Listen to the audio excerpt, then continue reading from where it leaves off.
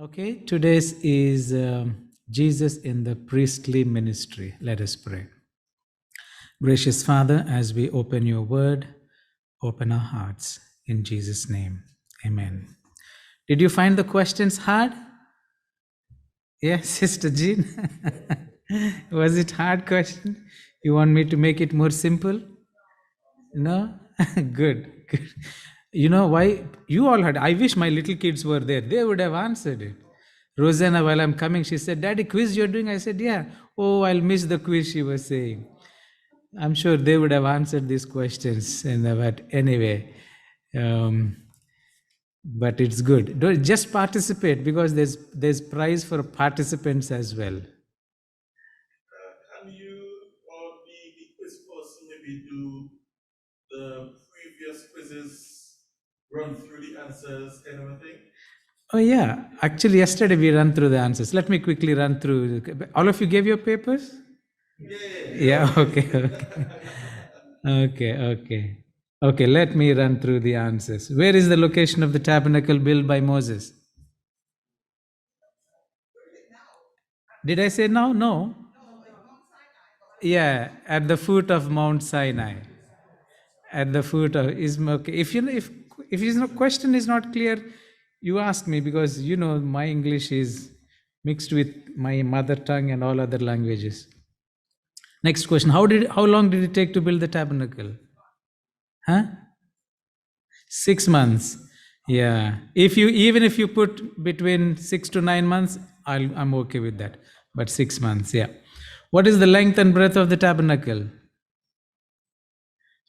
I spoke in two measurements. One is cubits, one is feet. You remember?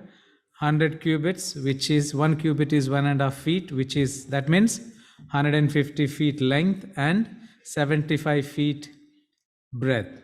Okay, even if you put in cubits as 150, I'm okay with that. Okay, name the 4 colors of linen used for entrance to the courtyard: red, blue, and white. Okay, good. How many coverings were there on the tabernacle and what are they? How many? 4, yes. What are they? Linen, yeah. Badger skin, yeah. Goat's hair and ram skin. Ram skin. It's goat's hair and ram skin. The first layer is linen, then goat's hair, ram skin, and the top is badger's skin. Okay. Sea cow or something like that. I don't know what that animal. Yeah. Yeah. Okay. Give 2 functions of the silver trumpets: to call to worship and also any other function. Sorry, Elder Jail. Yes. Yeah. At least 4 functions. Am I okay? 2 functions of the pillar of cloud and it should have been pillar of cloud and fire. I just put 2 separately, but it's the same. Any 2 functions? Huh? It is to give directions for the movement of the camp. Yeah. What else? Yes. To give them light and warmth in the night and then shade in the morning. Good. If you put those things, that's the best answer. Which tribe of the Israelites pitched their tent closest to the tabernacle? The Levites. Excellent. What are the 4 symbols of the tribal heads of the Israel? The face of a man, lion, eagle, and cow. Yeah, yeah. Cow or ox. You know, cow or ox. Okay, that both. Okay, the last one. How did the layout of the camp look like when you viewed from a mountain? It looked like a cross. Yes, excellent. So you got Sister Joycelyn. You think you got most of it? Yeah. Okay. Anyways, Sister Shelley, you got all the answers. So when you correct, those are the answers you give. Okay. Okay. Today is we have seen Sabbath morning the importance of the sanctuary, how important it is for our journey as Christians. And yesterday evening, afternoon, we saw the layout, how the layout of the sanctuary also resembles Jesus and talks about Jesus. Today, we will look at the priests of the sanctuary, how their ministry and even their attire and everything they do is talking about Jesus' ministry as well. Okay? Priesthood in the Bible history, in those days, even we believe now, men supposed to be the head of the home and they're to be the priests. Unfortunately, so many men are relinquishing their responsibility now. Mothers are conducting, but that's not the ideal for God. But you see, in the beginning, when the patriarchs, God, the head of each household functioned, which is a man or the husband or the father, functioned as the priest of the home. They were to call for the worship and be like a priest. Adam did it, Noah did it, Abraham did it, Isaac, Jacob, Job. You remember Job also did it? So that's what the pattern God established. So in other words, how did the priestly ministry begin? Within a family, with the head of the family being the male. That's how they began. But later, when God called the children of Israelites out of the land of Egypt, he had some provisions made how it could be. Look at Exodus 13, 1 and 2. It says, Then the Lord spoke to Moses, saying, Consecrate to me who? All the firstborn, whatever opens of the womb among the children of Israel, both of man and beasts. It is mine. So what did God say? Everything that's firstborn, either for humans or for animals, they belong to me. That's the consecration he made. But later you see, Exodus 22, 29 and 30, it says, You shall not delay to offer the first of your ripe produce and your juices, even the products from your field. When they harvested, they can't say next month I will give, after 3 months I will give. The Lord is saying, immediately you pay your tithes. Why do you think so? Even now, it is best when you get your salary to take out the tithe first and then think of the money later. If your salary comes on 28th, your tithe must go out. Or you must put it separately. Because if you leave it for a few days, you know what happens. Expenses come, we may take it and say, next month.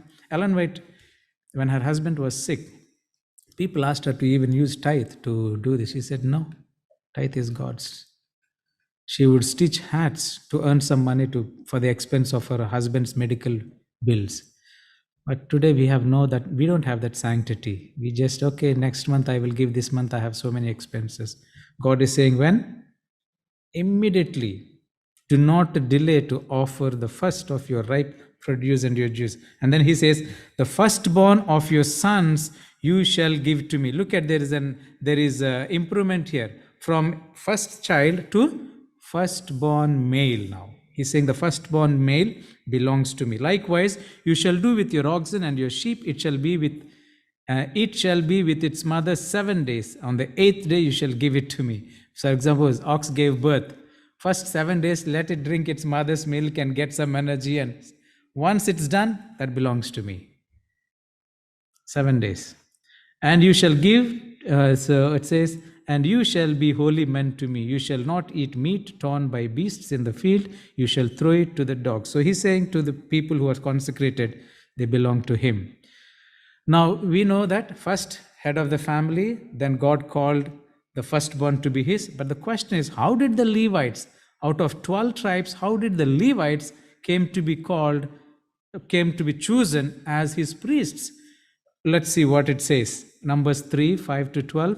And the Lord spoke to Moses, saying, Bring the tribe of Levi near me, and present them before Aaron and priest, that they may serve him. And they shall attend to the needs and the needs of the whole congregation before the tabernacle of meeting, to do the work of the tabernacle. Also they shall attend to all the furnishings of the tabernacle of meeting, and to the needs of the children of Israel, to do the work of the tabernacle. And you shall give the Levites to Aaron and his sons. They shall give entirely to him from among the children of Israel. So you shall appoint Aaron and his sons, and they shall attend to their priesthood. But the outsider, when comes near, shall be put to death. No other tribe person should come near to the tabernacle and do anything. Otherwise, they will be put to death. Then the Lord spoke to Moses, saying, Now behold, I myself have taken who? The Levites from among who? The children of Israel, instead of every firstborn who opens the womb among the children of Israel. Therefore, the Levites shall be mine. You see how from stage by stage now he has come to a place where he's saying, the Levites are mine now. Nobody else should come near. But the question is, why did he choose Levites? Why not the Judah? Why Judah seems to be the most common tribe, isn't it? Closest to this, Jesus came out of Judah and Lion of Judah. Why Levites? Something happened in the wilderness that made God choose them. You know what happened? When Moses came from the mount with his 10 commandments, what did he see? He saw those people dancing and music and partying, and there's a god, the calf, isn't it? They were worshipping. God was so angry. And then God says, Moses, you come aside, I'm going to kill everybody. But then Moses intercedes and intervenes, and this is how it happens. Moses calls on the people now. Now, when Moses saw that the people were unrestrained, that means nobody could control them.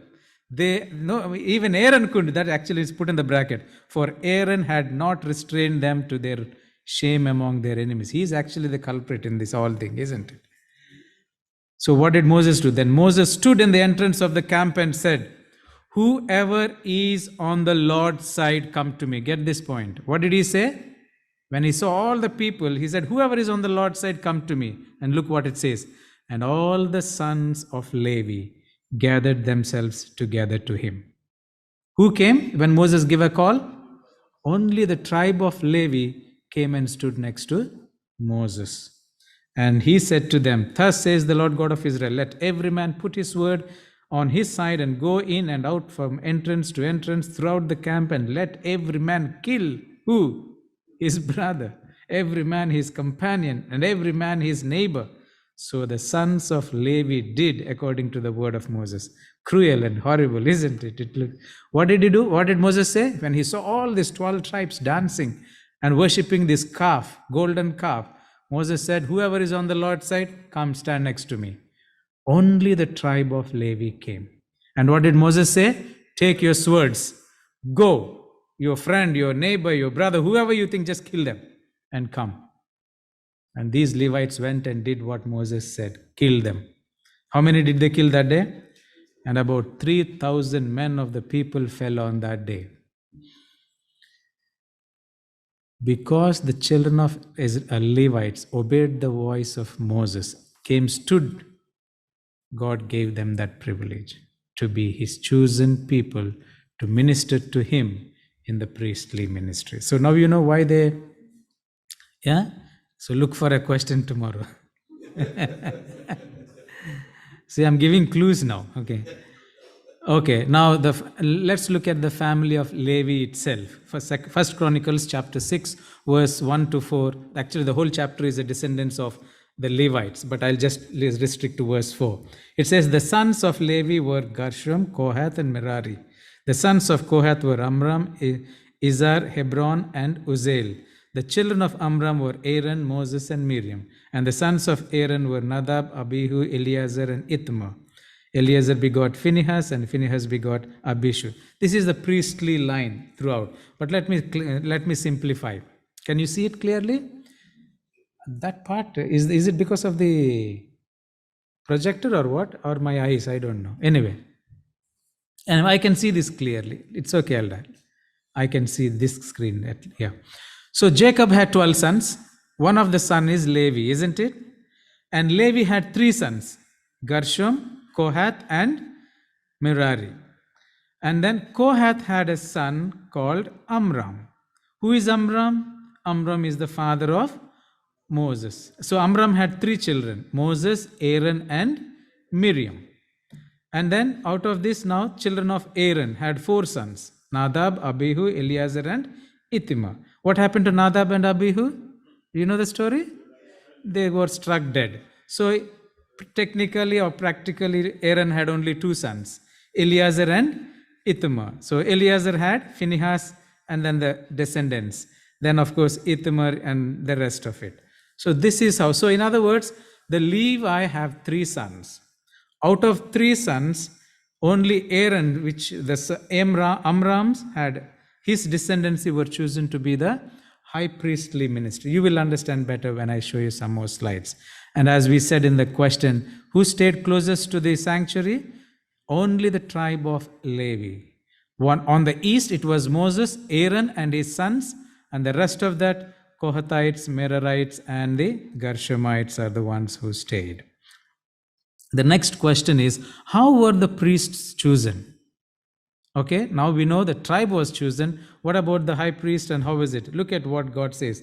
Exodus 28:1. Now take, this is God telling Moses, now take Aaron, your brother, and his sons with him, from among whom? The children of Israel, that he may minister to me as a priest. Aaron and his sons, Nadab, Abihu, Eleazar, and Ithamar. God particularly, clearly mentioned who should be his priests. It is Aaron and his sons. He even mentions 4 of their names. This is to say, the priests were not chosen by the people or self-appointed. You don't choose yourself and say, I want to be a priest. It doesn't work like that. It didn't work like that. It was chosen by God. This is how one of the ways that Christ pictured Christ. Christ, our high priest, was commissioned and sent into the world by the appointed and authority of God the Father. What are the other qualifications? Leviticus 21:17-20. Look at this. Speak to Aaron, saying, no man of your descendants in succeeding generations, not just him, all his generations, who has any defect, may approach to offer the bread of his God. For any man who has a defect shall not approach a man blind or lame, who has a marred face, or any limb too long, a man who has a broken foot or a broken hand, or is a hunchback or a dwarf, or a man who has a defect in his eyes, or eczema, or scabies, or scab, or an eunuch. What kind of a man could only be qualified as a priest? No defect at all. Can you see something relating to Jesus in this? Yeah? Lamb without blemish. Jesus, a spotless lamb. This priest is representing who? Christ, Jesus. Therefore, whoever is representing him must also symbolize in the way that the Messiah is. Imagine. Now, if this was qualification was there, by the way, the priests, do not compare priestly ministry to pastoral ministry.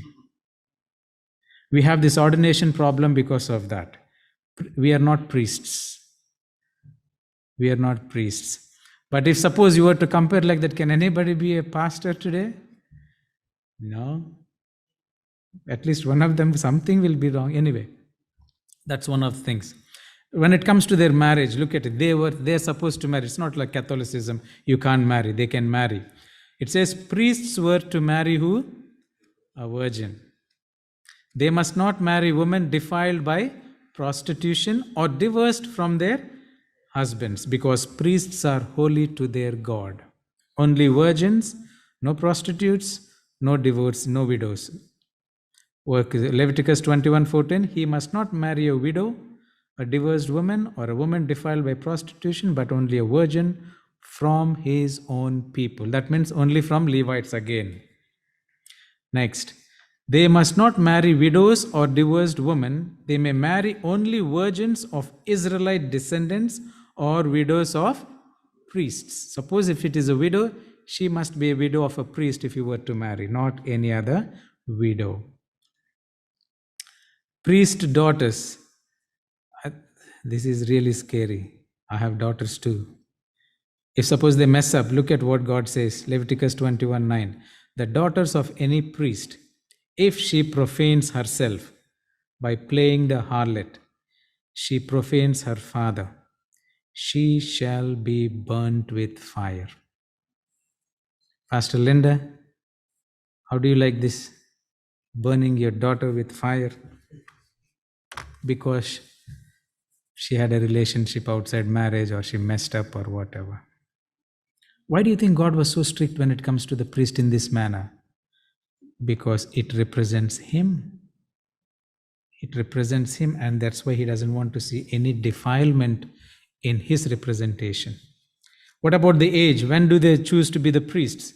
Numbers 4:3, from 30 years old and above, even to 50 years old, all who enter the service to do the work in the tabernacle of meeting.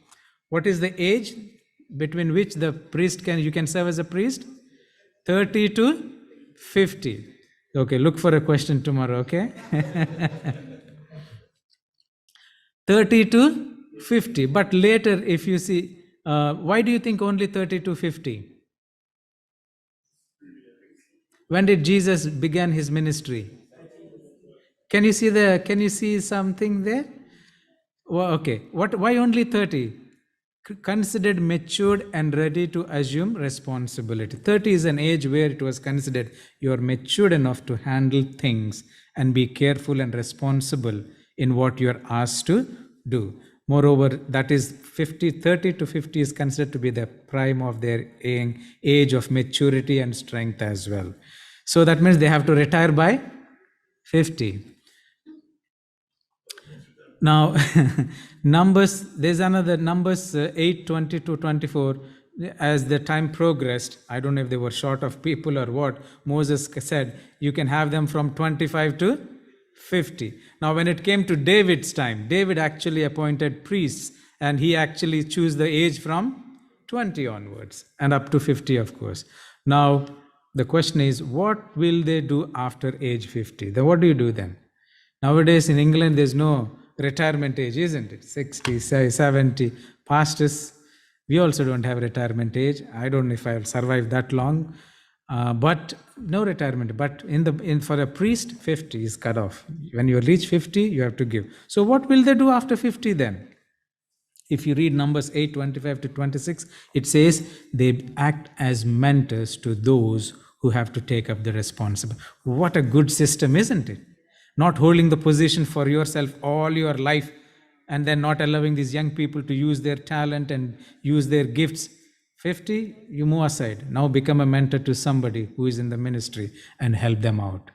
So that you are free from stress and all these things, and yet you can give your best of wisdom and experience. I wish such a thing was there for us as well, but I don't know. Now that's how it was done. What about inheritance? What did they possess as Levites? Look at Numbers 18:20. Then the Lord said to Aaron, you shall have no inheritance in their land, nor shall you have any portion among them. I am your portion and your inheritance among the children of Israel. Now, why are we saying the priest represents Jesus? What did Jesus possess on this earth? When somebody asked him, I want to follow you, you know what was the answer of Jesus? Foxes have holes, birds have nests, but the Son of Man has nowhere. Not 1 cent of land, not one brick, not one roof, not one even clothes. Everything. He came empty. In fact, when he was hanging on the cross, he was naked. Just his waist was covered. The rest all was naked. He had nothing. Everything. Even the tomb that he was buried in was a borrowed tomb. Never had a penny in our language in his pocket. When he has to pay taxes, he had nothing. You know what happened? He said, go to the waters, catch the fish, you'll find some gold coin, give it to them. He had nothing in his hand. And yet, he was a faithful taxpayer. Yeah? He didn't find manipulating ways like us, loopholes to avoid taxes, though he had nothing. Priests, you should not have inheritance because they represent Christ. They represent Christ. I wish I can live like that, but I don't think I can survive. Levites lived on the tithes of the congregation. Levites assigned, they didn't even build their homes. The Israelites built 48 cities for them throughout the 12 tribes. And these people were placed there to live there. And out of those 48 cities, 6 of them were called as cities of refuge, where if anybody made a mistake, before the person caught them and killed them, they can run to these cities. Once they're in the cities, they have no right to touch them until the elders call for a committee or a judgment and then pronounce something. That is the safe place. Do we have any system like that today? Prison? They get killed in the prison. Anyway, it's a beautiful system God established for them. So this is how the map of Israel looked, and the distribution of all the cities of the Levites which were given to them. It's not that they suffered. In fact, Levites were the richest because of the tithe that came in. Everybody gave tithe of everything and they lacked nothing. Even the offering animals, when they sacrificed, the meat belongs to them. They have to eat certain of them in the when I speak about the holy place ministry, I will tell you all those things. But though they didn't have any possession, no land, nothing was in their name, but they lacked nothing. They lacked nothing. They had everything. Similar to God, isn't it? There was no land for Jesus. There was nothing. But did he suffer for any food or thing? No. God provided for them. Among the priestly ministry, there's 3 levels of service. The first level is Aaron and his sons, which is they were descendants from Levi. They performed the priesthood ministry. Then the second is, remember, Moses, Amram, the father of Moses, has 3 sons. But then Levi had 3 sons. What are they? Kohath, Merari, and Gershom. So Kohathites' descendants are the priests, immediate priests, from whom comes Aaron and his Moses and the rest of the friends. So the Kohathites, they actually helped the rest of the not the Aaron's immediate family, but the rest of the descendants. They helped. They were in charge of the most sacred parts of the tabernacle, in carrying up, in folding and covering up the holy items of the holy place, most holy place, carrying them. It's the Kohathites that did it. But the rest of the other 2 tribes of Levi, or the Levites, like Gershom and Merari, they did the other works within the camp. Now, when it comes to the dress itself, special dress was to be made for the high priest. Now, the garments were to be made from materials received in offering from the people. Again, everything that got is, they didn't say, okay, buy from me from whatever shop or next, or nothing like that. People made it for them. Similarly, for Jesus, it were the women that made clothes for him. Remember Joanna, Salome, Mary, Magdalene? They are the ones that took care of Jesus' needs. Luke chapter 8, verse 1-3 speaks of that. So these people, so they included the usual offerings of the colored yarn, blue, purple, and scarlet.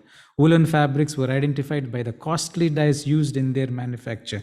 In addition, gold threads was received along with fine twined linen, which had been spun from flax by the woman. The people also contributed precious stones for the ephod and for the breast pieces. Women spun the linen and made clothes for the priests. Even in Jesus' life, it were the woman that provided for his substance. So closely related if you compare and see. This is the kind of dress of a high priest. There's 2 types. One is a plain one, one is a royal one. I will explain. But before we go into the pieces, what is the purpose of this dress? Number 1 purpose is decorative. Look at what God said through Moses. Exodus 28:2. And you shall make holy garments. What garments? Holy garments. For whom? For Aaron, your brother. For what? For glory and for beauty. One of the functions of the high priest's garments is what? Decorative. For glory and for beauty. Why does he has to show it off? Look at this. Was most essential, since the appearance of the high priest was to convey the beauty and authority that belonged to God himself. He is representing God, so they have to see that beauty and authority in him. So therefore a special dress was to be made for him. The second function or the purpose of the dress is modesty. One of the dress, look at Exodus 28:42. And you shall make for them linen trousers to cover their nakedness. They shall reach them from the waist to the thighs. So another purpose of the dress is what? To cover, to be modest. Functions. Another function is, it is functional. Look at this. So Aaron shall bear the names of the sons of Israel on the breastplate of judgment over his heart when he goes into the holy place as a memorial before the Lord continually. And you shall put it in the breastplate of judgment and Urim and Thummim, and they shall be over Aaron's heart when he goes in before the Lord. So Aaron shall bear the judgment of the children of Israel over his heart before the Lord continually. Another function of his dress is what? Functional. It's a symbol or representation of the work that he did, which we will explain a bit more. Okay, this is how, well, you can't read all of that, but a few of the items. They have 8 garments. Okay, that's another question. 8 garments of the high priest. 1, tunic. It is made of white linen from neck to. Actually, today I wore this just to look like little like priest. Okay, from neck to the bottom. It is called a tunic. It is what color? White. Next is cloak, or another word is robe. It's worn from the over the tunic. So after that, four corners garments made. It is made of blue color. Then the apron, then the breastplate, then the belt, then the turban, then the gold plate or crown, and finally the pants. I will explain a little bit of these things. And there are, as I said, 8 garments. 4 are ordinary, 4 are golden garments. Okay, this is how an ordinary priest with that white, that's an ordinary priest. With this colored royal one is the high priest. Now, what is the functions again? Body garments. There are 3 body garments: tunic, belt, and pants. Head garments, turban, and of course it will be the crown as well. But the golden garments, ephod, breastplate, robe, and the crown. Now that is how all the pieces of the dress looks like. But let's look at one by one each. Tunic, as we said, is made of what? Pure white linen. It extended from the neck to the toes and wrists, modestly covering the entire body. This is how it looks. The first layer of his clothes is what? It's a tunic, white in color, from neck till the toes. Everything is covered for the priest. The next is what? Cloak or robe. It is worn where? Over the tunic. The cloak was a 4-cornered garment made entirely of blue wool dyed from the kilizan. I don't know what that is. The cloak went over the head with a hole in the middle, stitched with a double stitch so it won't tear. On its hem hung golden bells as well as red, blue, and purple ornaments in the shapes of pomegranates. When the high priest walked, this is the cloak, okay? This is the cloak. Can you see the bottom? Bells and pomegranates. That's how this part of it is stitched with bells. One bell, then pomegranate. Bell, pomegranate. Do you know why? Do you know why in between each bell, the pomegranate whatever the design is put there? So that the bells don't hit one another. The bells, they ring, but they don't hit one another. If they all start hitting one another, then what happens?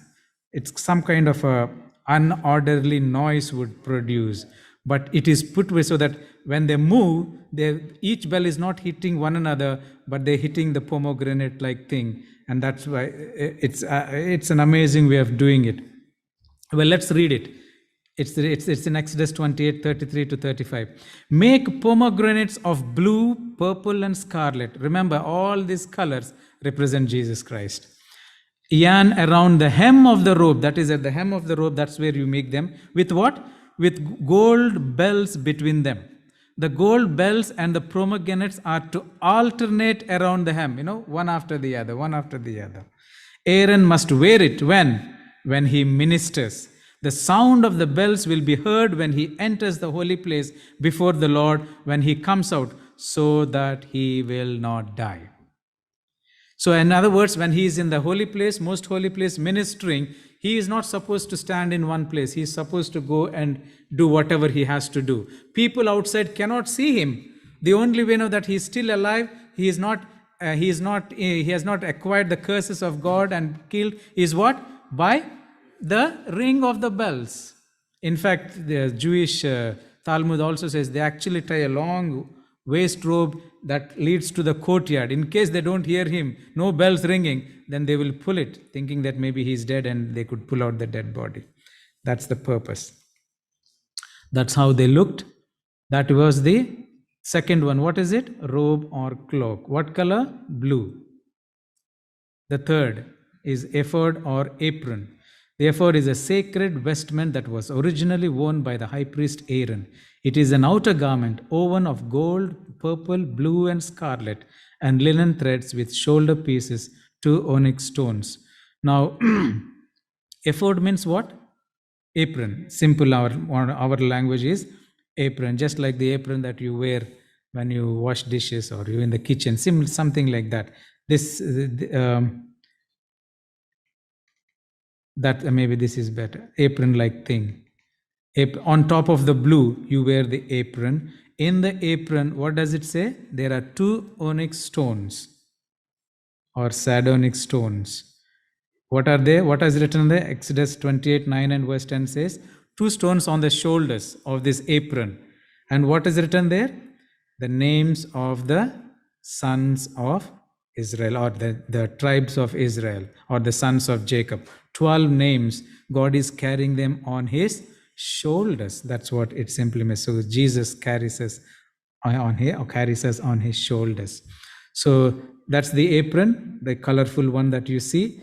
2 stones will be here. Not only that, it also has a breastplate. The apron also, on top of the apron, you put on a breastplate. What this Exodus 28, 21. This is woven over the apron. It was woven from linen and 3 colors of wool with settings of 12 precious stones arranged in 4 rows of 3. The stones were engraved with each of the names of who? The 12 tribes, and also had the patriarchs' names and the words tribes of the Lord, in order to contain all the letters of the. So the breastplate, it is of a judgment. Anyway, this is the apron has 2 stones on the shoulders, but over the apron they wore another, what we call this, breastplate. It has what? 12 stones arranged in, I always get confused, which is row, which is column, I don't know. What does it say? 4 rows in 3. Okay, 3, I don't know. Is that correct? 3 columns and 4, okay. So again, these also carry what? The 12 names of the tribes of Israel, carrying them on their breastplate. Breastplate is a symbol of actually judgment. God carries us. So can you see that picture? There's 2 stones here. There's on top of the apron, there is this breastplate with 12 stones, which is again the symbol of 12. And within the 12 stones, there is a space made for another 2 stones, what we call them what? The Urim and Thummim. Look at what the Bible says, Exodus 28:30. And thou shalt put in the breastplate of judgment the Urim and the Thummim. And they shall be upon where? Aaron's heart, close to his heart, when he goeth in before the Lord. And Aaron shall bear the judgment of the children of Israel upon his heart before the Lord continually. Now, what is their function? Look at this, Numbers 27:21.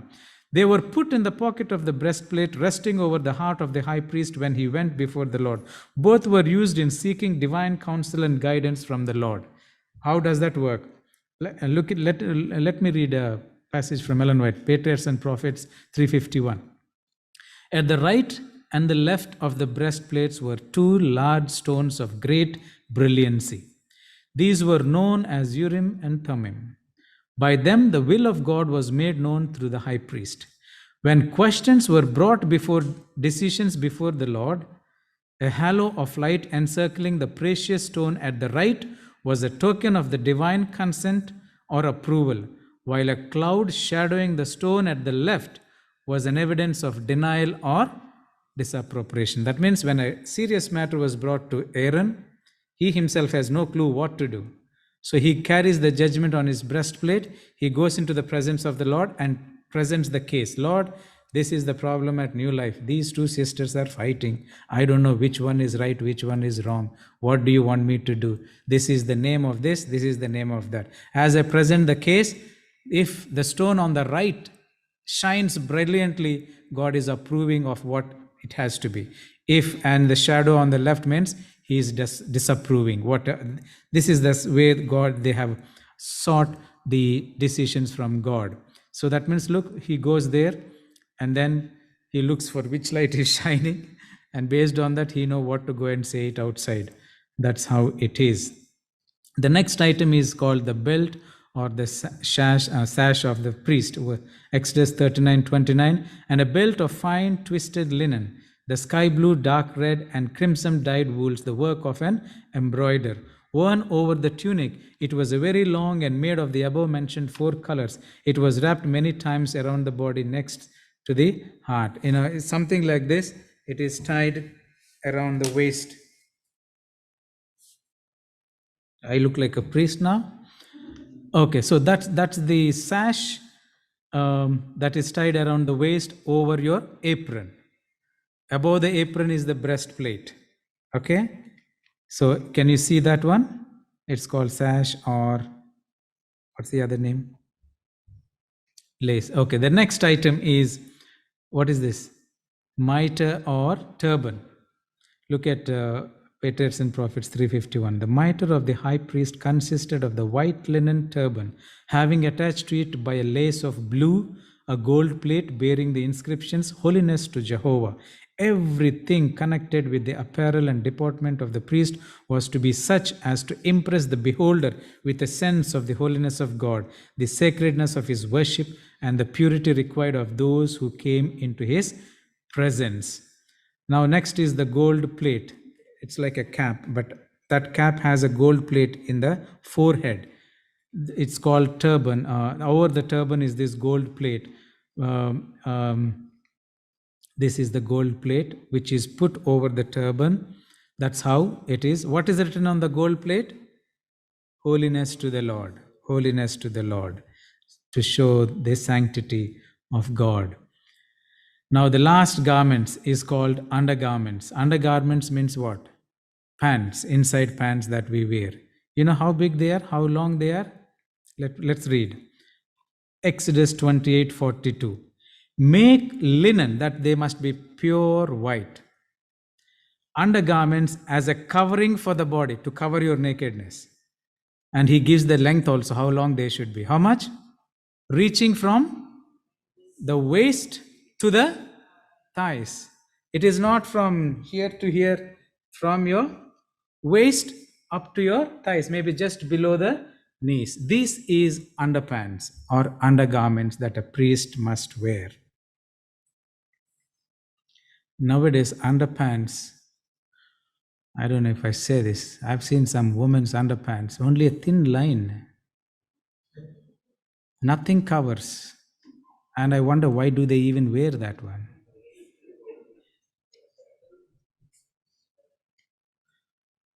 Well, I don't know men's, because I wear trousers like thing, but I don't. Bikini you call or what? Clothes were meant, get me get this. Clothes were meant to cover your nakedness. But today's fashion, clothes were meant to show your nakedness. The fashion world, that the way they design clothes is to show your nakedness, not to cover your nakedness. What is this one? V shape. Half of the breasts are seen. And they are proud to show.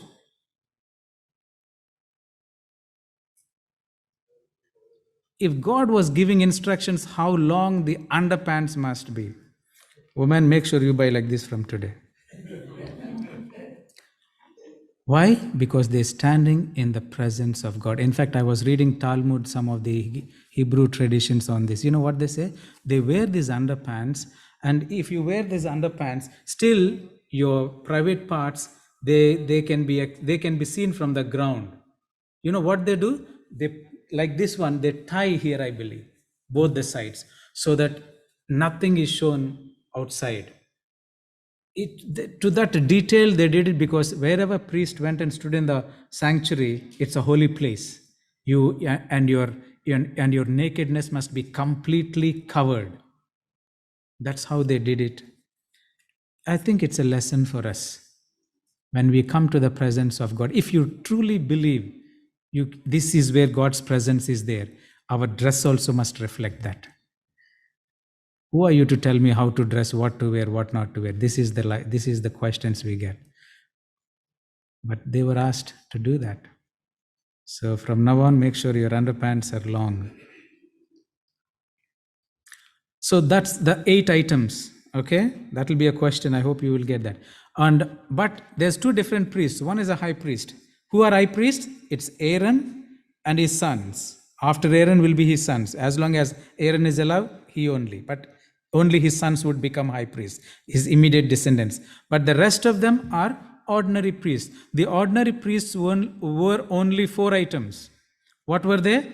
The tunic, which is the white robe, and the turban, and the belt or the sash, and the, of course, pants. But the high priest looked differently. He wore 8, while the others were 4. Now that's the dress code representing. Why is it so particular? In fact, if you read the dress, even the measurements, everything was given. That's if you read Exodus 25th chapter onwards until the end of Leviticus, it's an amazing, the most interesting book, provided you have a desire to understand them. Otherwise, people will get lost once you come to Exodus 25, because it's all measurements and this and this and this. Anyway, what about consecration? Once the dress is put, how are they consecrated? It says, and Aaron and his sons, you shall bring them where? To the door of the tabernacle of meeting, and you shall wash them with water. It's almost like Jesus. How did he begin his ministry? How did he begin his ministry? Through baptism, washing, isn't it? Cleansing. So the first thing that Moses have to do before he puts them into ministry is what? He washes them. By the way, they didn't wash themselves. Who should wash? Moses washed them. They must be washed. Jesus did not get baptized by himself. He was baptized. He was baptized. So, and moreover, they were not to wear their own garments while they are in the ministry, priestly ministry. They only have to wear what God provided for them. They can't say, I bought this suit from India. It doesn't, I don't have it. You don't get it in England, so I will wear this. It doesn't work like that. You go with your own clothes, you're dead struck at the gate itself. So garments atone for sin. The tunic, every garment actually has a symbol. It which covers most of the priest's body, atones for any killing, it says. The pants are for sexual transgressions. The turban worn at the head as an atonement for haughtiness, so that you'll be humble. The belt wound about the body and worn over the heart atones for sins of the heart, improper thoughts. The breastplate atones for errors in judgment. The ephod atones for idolatry. The robe atones for evil speech. The high priest's crown atones for arrogance. They all have its own symbol of how they remind him how humble he must be before the Lord. So those are some of the functions and its meaning. Anyway, anointing. Okay, once he's dressed, look at the anointing. He's cleansed, he's washed, he's put on these robes. Then what next? Exodus 29:10 to 13. Also, Moses took the anointing oil and anointed the tabernacle and all that was in it and consecrated them. Look at this. He sprinkled some of it on the altar 7 times, anointed the altar and all its utensils and the laver and its base to consecrate them. And he poured some of the anointing oil where? On Aaron's head, and anointed him to consecrate him. Then Moses brought Aaron's sons and put tunics on them, girded them with sashes. This is the 4 parts of the clothes, and put hats on them as the Lord had commanded. So after putting his garments, the first thing that Moses did is what? He anointed his brother Aaron with oil. Anointing of Aaron. And then once he's anointed, he has to offer a sacrifice for his own sins. It's a beautifully described everything here. I'll quickly read something. So once blood consecration, they're also consecrated with the blood. Look at Exodus 29 verse 20 and 21. Then you shall kill the ram and take some of its blood and put it on the where? Tip of the right ear of Aaron, and on the tip of the right ear of his sons, and on the thumb of his right hand, and on the big toe of his right foot, and sprinkle the blood where? All around the altar. And you shall take some of the blood that is on the altar, and some of the anointing oil, and sprinkle it on Aaron and his garments, on his sons, and on the garments of his sons with him, and he and his garments shall be hallowed. Hallowed means that's how they make them holy. And his sons and his sons' garments with him. Look at where all the blood was applied and the oil. Right ear, right thumb, and right toe, big toe. It has a symbol in itself. On the top of the right ear means commitment to obey God's word, as you will only obey God's word. Thumb of the right hand, commitment to do God's work. Thumb, the right great toe, commitment to do God's work or go on God's errands, nothing more. You are only consecrated for those things. Now, what happens when a priest dies? Look at the garments. Look what it says, Exodus 29:29. The holy garments of Aaron shall be his sons after him, to be anointed in them and to be consecrated in them. So once the father dies, then the garments goes to the son, who becomes the high priest. Now, how many days of consecration? How many days did Moses consecrate them? Look at this. Exodus 29, 35 to 37. Thus you shall do to Aaron and his sons according to all that I commanded you. How many days? 7 days you shall consecrate them. And you shall offer a bull every day as a sin offering for anointment. You shall cleanse the altar when you make atonement for it. And you shall anoint it to sanctify it. 7 days you shall make atonement for the altar and sanctify it. And the altar shall be most holy. Whoever touches the altar must be holy. Therefore, 7 days. Can you imagine Moses bringing them 7 days, giving them bath and doing all this? Consecration God made. It took them 7 days to consecrate them. Okay, quickly, what are the duties of the priest? High priest. This is the high priest. Number one is he is the one who presides over the Day of Atonement. Also, he is also officiates at the ceremony of the 2 goats. You remember, 2 will be chosen. Next Sabbath, I'll speak of that. Scapegoat and Lord's goat. He is the one who is supposed to do the work there. He alone could make atonement for the sins of the people, the priests and his own house. So he must offer the regular meal offering. He must share with the priests in the caring of the lamp that burned continually. He must assist in arranging the shewbread. I will tell you when we speak of the holy place, how the shewbread is made, with what it is made. Amazing study. We will discover them. And he alone could consult the Urim and Thummim. Only he has those stones through which he can talk to God. And there are some special regulations. I think we spoke of this. No bodily defect. He must marry only virgin, not a widow. He must not be, look at this, he must not observe the external signs of mourning for any person, and not to leave the sanctuary when news came of the death, even of a father or a mother. Suppose you are in the temple, you're doing job. Somebody says, Mohan, your mother passed away, your father passed away. What do I do? Elder Joel, please come, take over. Now I have to go, my mother is. What does the priest have to do? You are not supposed to leave. Even if it is your father or your mother, you are not leaving the temple, the tabernacle. If you do, what happens? It's actually a punishment. He must not defile himself by contact with any dead body, even if it is his father or mother. You know, I don't know where this principle came about, which is unbiblical, bringing the dead body into the holy place. It was never done. We bring our dead ones into the church, if we believe this is a holy place, it's not supposed to be. No dead body should come in the holy place.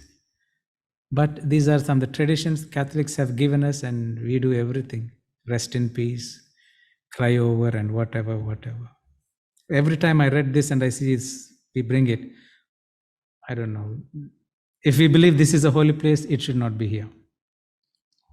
Anyway, if he should bring guilt upon the people, he must present a special offering. Then the Lord said to Aaron, you and your sons and your father's house with you shall bear the iniquity related to the sanctuary. You and your sons with you shall bear the iniquity associated with your priesthood.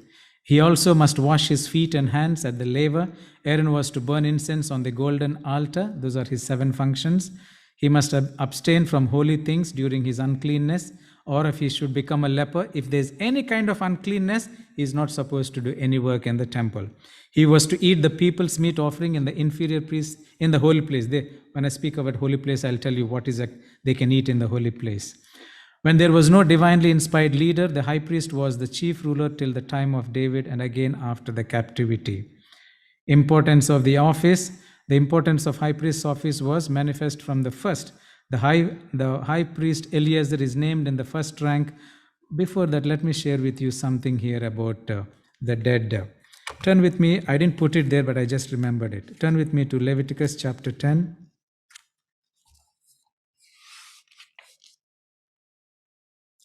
Let's see. Let's see how it is. We'll read from verse 1 to 7. Leviticus chapter 10, verse 1 to 7.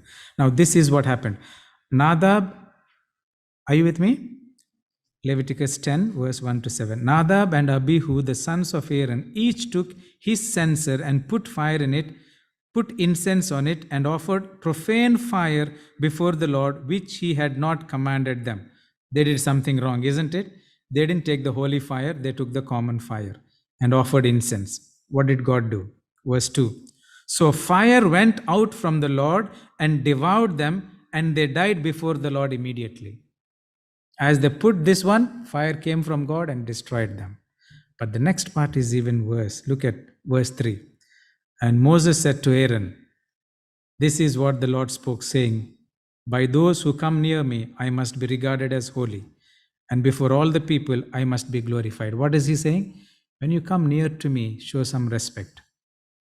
Show some dignity and honor to me. Everybody who comes near to me must regard me as holy. Don't come as light and nothing happens to you. Then look what it says. God tells Moses to tell Aaron. So Aaron held his peace. Verse 4.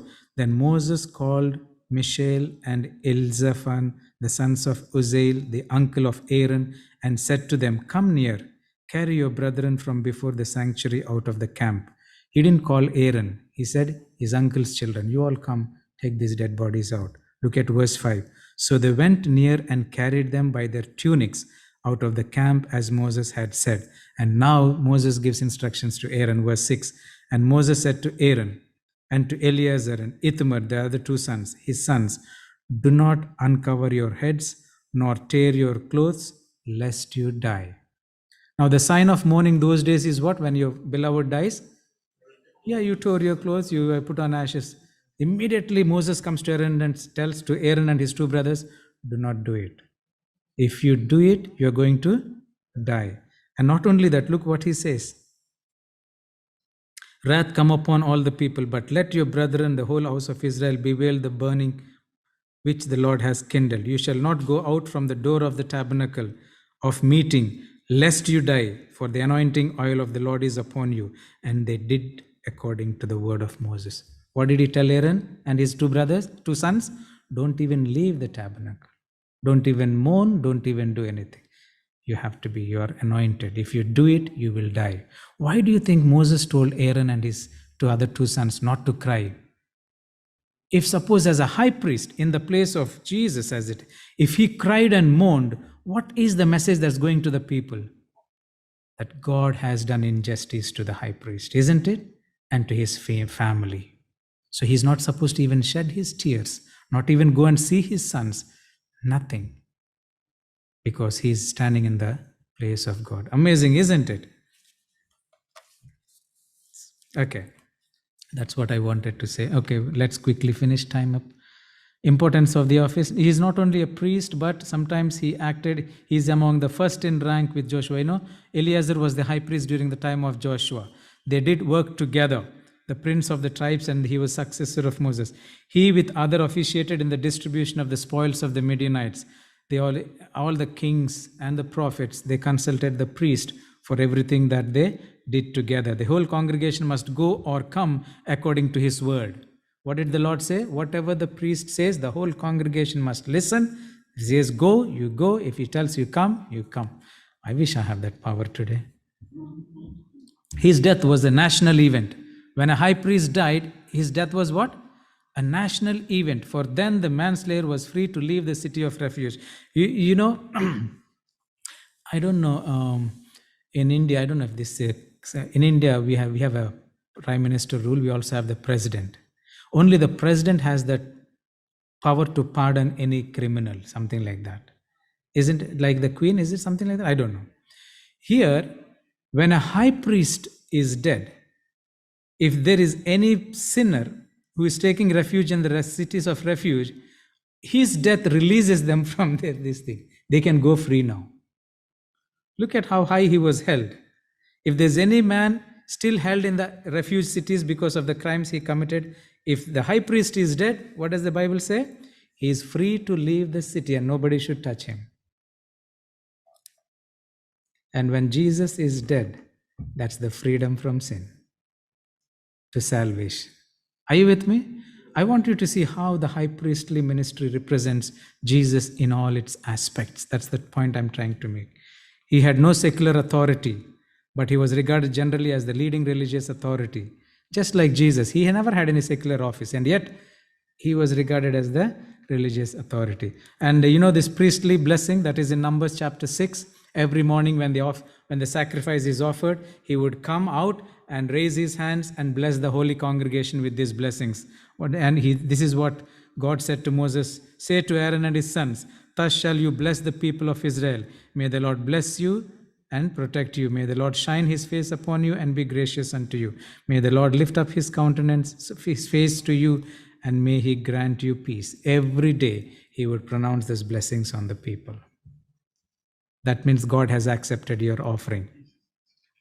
Duties of priests. The other priests carry some other duties. I think because of time I will not go. But basically, the Kohathites are in charge of covering the items if they were to move, carrying them, and the other people carry the other items that are not holy. That's how basically most of these function. So you don't have to. They also act like educators. You know, the school of prophets they run. They taught sacred scriptures during the festivals. Priests are gifted teachers as well. And they act like evangelists going from camp to camp, reminding people of the law of God. That's how the priestly ministry. Tomorrow is very, very interesting study. I don't think you want to miss it. There are 7 feasts around the tabernacle throughout the year. Every feast represents Jesus. It's almost like the type and the antitype. So God spare our lives. We come tomorrow evening. I'll share with you how Jesus can be found in the 7 feasts that surround the temple. God bless you. The high priestly ministry of the sanctuary and how Jesus fits into this high priestly ministry. The way they are chosen, the dress code, the activities, the qualifications, everything is talking about Jesus, our high priest. You are right now in the holy place, most holy place in heavenly sanctuary, pleading on our behalf. And you're asking us to be your living sanctuary, make a living sacrifice. Lord, help us to be a sanctuary, pure and holy, tried and true. I pray, Lord, that as we study this sanctuary, it reminds us how you are so careful, even in minute details, because you consider it to be the holy place where you want to dwell with your people. In these modern times, you have made our bodies your temple. Help us, Lord, that we keep this body clean and holy so that the Holy Spirit can dwell, transform our lives, and Lord, serve you faithfully. Please, thank you for all those who have come this evening. Please bring us back tomorrow to study the 7 feasts that surround the sanctuary, to understand how you are in those feasts, giving us the plan of salvation. Dismiss us with your blessings and take us home safely. In Jesus' name, amen.